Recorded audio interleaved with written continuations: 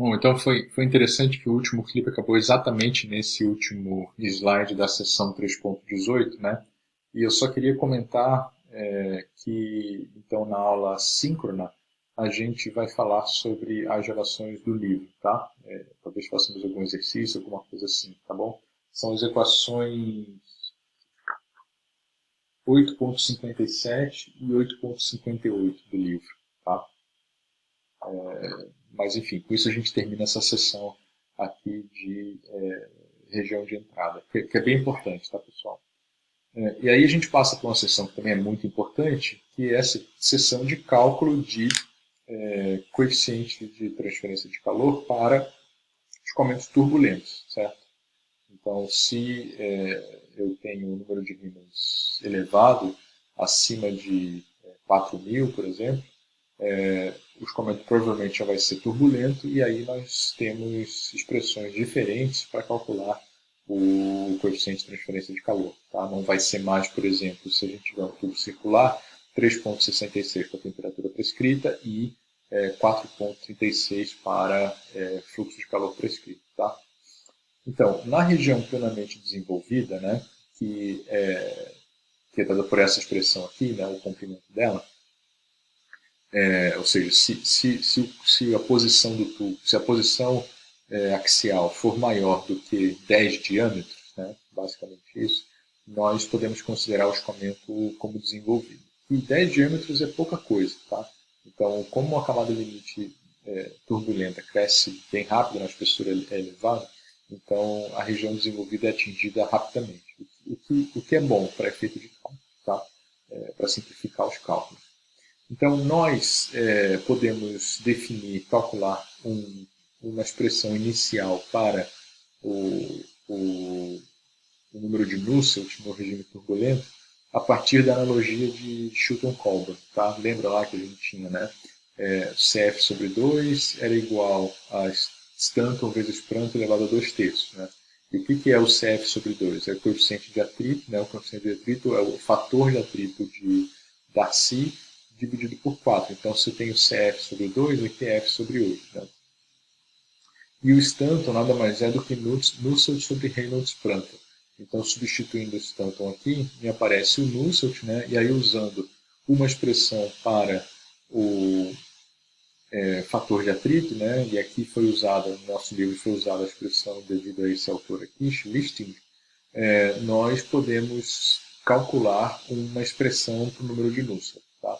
Então, essa seria uma expressão, um embrião, digamos assim, de uma expressão para o número de Nusselt no escoamento turbulento em um tubo circular. Certo?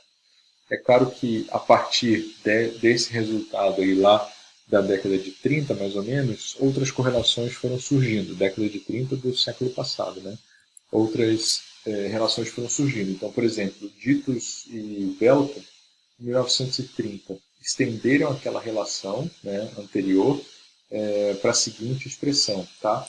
Número de Nusselt local, né, é igual a 0,023, Reynolds elevado a 4 quintos, note aqui esse 4 quintos, 0,8, típico de escoamento turbulento, vezes Prandtl elevado ao expoente n, onde o n é 0,4 para aquecimento do fluido, ou seja, a temperatura da parede maior que a temperatura média de mistura, e 0,3 para resfriamento do fluido, temperatura de parede menor que a temperatura média de mistura. Ela tem uma faixa de validade aqui, certo? Ou seja, para escoamento desenvolvido, uma faixa aqui, número de Reynolds maior que 10.000, uma faixa de número de Prandtl, e as propriedades são avaliadas na temperatura de mistura. É uma correlação antiga, muito simples, e ela foi muito, muito, muito utilizada, né? O que significa que talvez a maior parte dos trocadores de calor já construídos, já projetados no mundo todo, tenham passado de alguma forma por essa expressão aqui. Tá? Mas ela tem as suas limitações e os seus erros associados. Ela é muito utilizada para efeito de exercício, tanto que no nosso livro, mais ou menos ele tem uma regrinha que é o seguinte: se o número de Reynolds for maior que 10.000, ele já usa essa correlação aqui. Se ele for turbulento, porém inferior a 10.000, ele vai usar uma outra correlação que a gente vai mostrar mais para frente. Tá? Que é a correlação, na verdade, que é a melhor de todas, tá bom? Que é a recomendada para todo qualquer tipo de avaliação de escoamento turbulento em tubo circular desenvolvido. Tá? Depois do Ditus Belter, Sidney Tate, aqueles outros autores, eles propuseram essa outra correlação um pouquinho mais moderna, digamos assim, né? Onde existe uma correção do efeito da temperatura da parede sobre as propriedades. Lembra, na anterior, né, no Ditus Belter, não tinha nenhuma correção de propriedades. Tá? Tudo era na temperatura média de mistura. Então, elas se aplicam. O interessante dos comentários turbulentos, né, isso é importante ser dito, as correlações, tanto de Ditus Belter, Sidney Tate e a que a gente vai ver daqui a pouco, que é a recomendada, elas se aplicam tanto à condição de contorno de fluxo de calor constante quanto de temperatura constante prescritos. Tá? E isso é muito bom, tá? Porque antes, né, no laminar, a gente tinha que fazer a diferenciação. Se a temperatura é prescrita, se é fluxo prescrito, o valor do número de Nusselt é diferente. Aqui não. No escamento turbulento é uma expressão só. Tá? Porém, os erros relativos a elas, né, a elas associados, podem chegar até 25%, tá? Tanto no Sidney Tate quanto no Ditus Belter. São correlações antigas, daqui a pouco estão fazendo 100 anos aí de correlação. Tá? E aí, dessa forma, o Mielinski, esse outro autor, propôs uma outra expressão, tá? Que é dada por essa relação que está mostrada aqui na tela.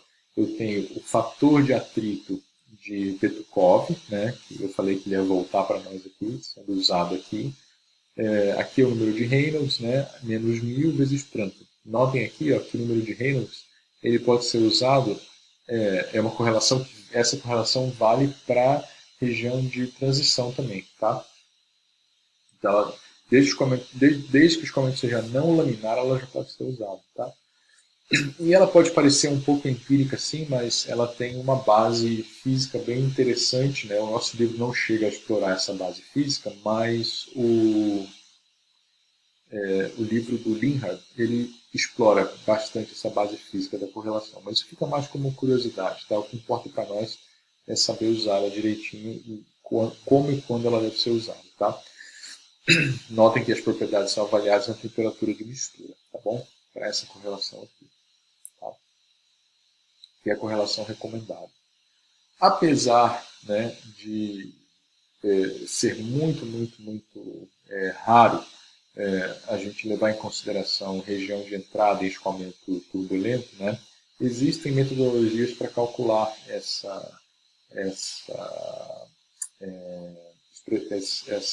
coeficiente. Tá? Então aqui nesse slide a gente mostra, né, para L sobre D maior que 60, é razoável supor que o Nusselt médio é igual àquele Nusselt local, visto anteriormente, né, nas expressões anteriores ali, do Sidney Tate, do Ditus Belter e do próprio Mielinski. Né? Então, se o L sobre D for maior que 60, dá para supor isso tranquilamente, mas para tubos curtos, né, existe uma correção aqui. Tá? E essa correção depende de parâmetros C e N aqui, tá? O expoente N e o parâmetro C. Tá?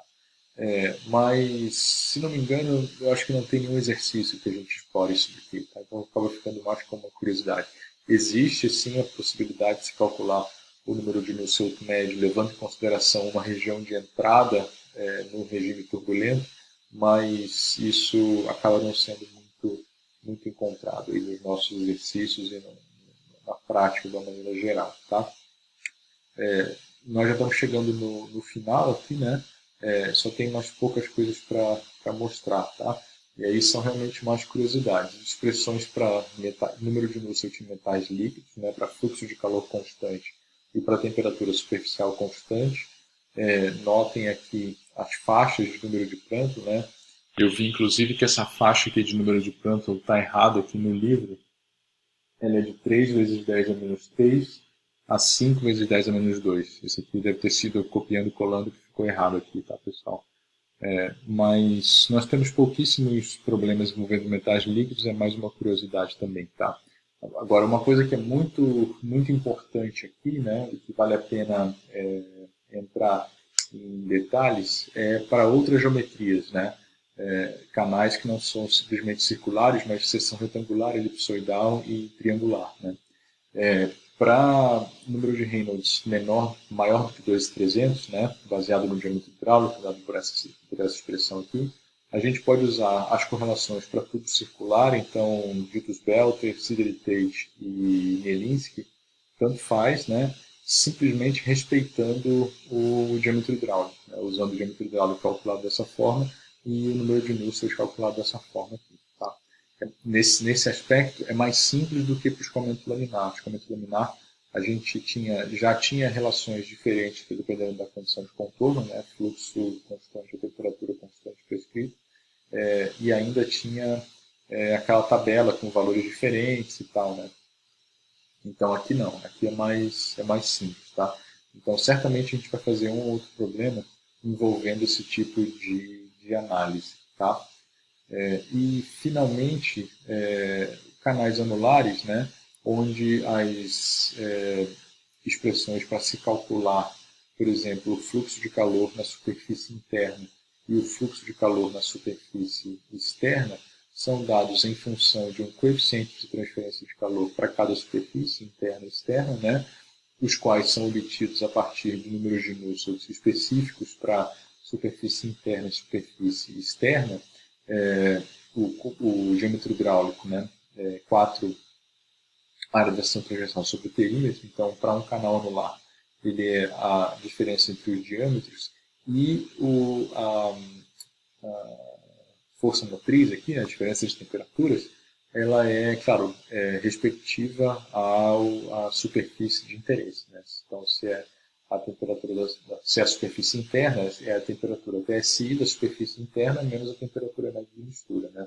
É a mesma coisa para a superfície externa. E nessa tabelinha aqui é mostrado o número de Nusselt, para o escoamento plenamente desenvolvido do laminar num canal anular, com uma superfície isotérmica e a outra superfície adiabática. Então, por exemplo, se essa superfície externa é a isotérmica, obrigatoriamente a interna é a adiabática, e vice-versa. Tá?